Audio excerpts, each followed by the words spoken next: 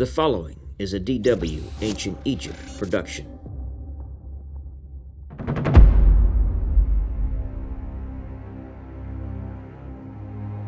Some of the most exceptional building projects were started during Seti I's reign.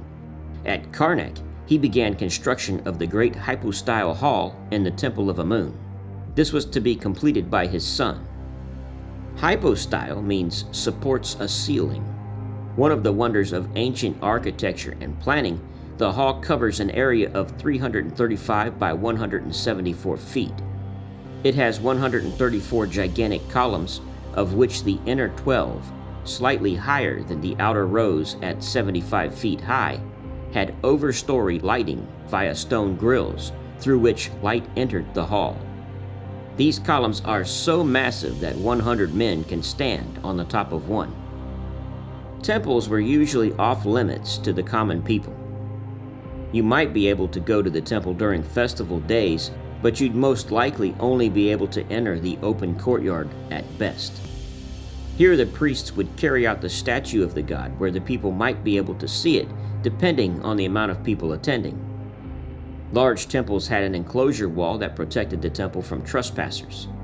Between the temple area and the enclosure wall was where the priests actually lived and where the temple workshops were located. Temples had four main areas. The first was the pylon, the gate where the king could post all the great deeds he had done. The second was the open courtyard, the large open area sometimes available for commoners. The third was the enclosed courtyard with a ceiling, causing the temple to become darker. Then finally was the Holy of Holies, where the statue was kept.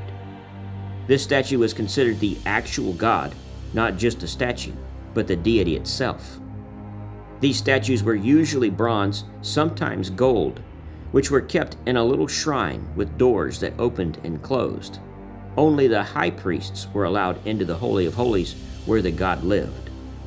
There were rituals usually twice a day where the priests would open the doors, say some prayers, and place some food before the god. They would also put cosmetics on the eyes and use some perfumes.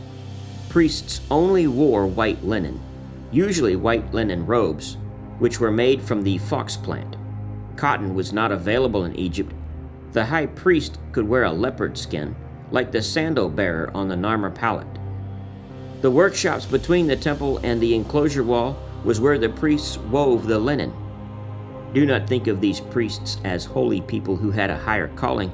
This was not the Roman Catholic Church. Priests in ancient Egypt were not people dedicated to one god in a religious sense. Originally, in the early days of ancient Egypt, the pharaoh himself would go up and down the Nile performing all the ceremonies. He was considered the god on earth. However, as the country grew, he needed stand-ins to go about saying the various prayers and performing the different ceremonies. Thus, the Egyptian priesthood was born. Men who were basically stand-ins for the pharaoh in order to perform various ceremonies. The people were professionals, like actors, standing in for the pharaoh, who was really the only person connected to the gods. The priests didn't have any real convictions. They were not spiritual or spiritually connected to the specific god. Bob Breyer remarks, "They were just ordinary people doing a job, a really good one."